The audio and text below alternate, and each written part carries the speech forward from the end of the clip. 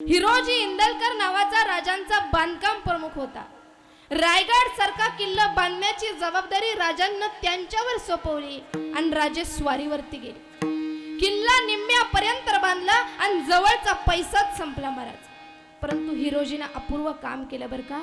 आपला राहता वाडा सगळी जमीन विकली आणि कुटुंब कबिला घेऊन रायगडावरती राहायला आला. हे राजांना कळलं ना. त्यावेळी राजांना हिरोजीला विचारलं, हिरोजी अहो राजधानीचा गड तुम्ही बांधला, बोला हवं काय तुम्हाला.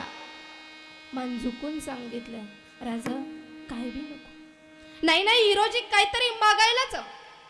त्यावेळी हिरोजीनं सांगितलं, राजा रायगडावरती आम्ही एक रायरेश्वराचं मंदिर बांधले.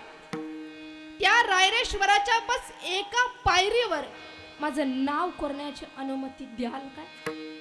राजांना कळे ना हे कसलं मागणं. कारण 7वा वेतन आयोग नाही मागितला, जहागिरी वतनदारी पाटील की महाजन की देशमुख की नाही मागितली.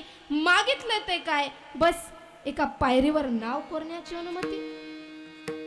राजांना विचारलं, हिरोजी असं का. राजा तुम्ही जेव्हा रायगडावर याल, राजा तुम्ही जेव्हा रायगडावर रायरेश्वराच्या दर्शनाला याल, तुमची पावली आपसोक एका एका एका पायरीवरती पडतील. तुमच्या पावलांची धूळ सतत माझ्या नावावरती अभिषेक करत राहील. मी पावन होईल राजा, मी पावन होईल. बस एवढी अनुभव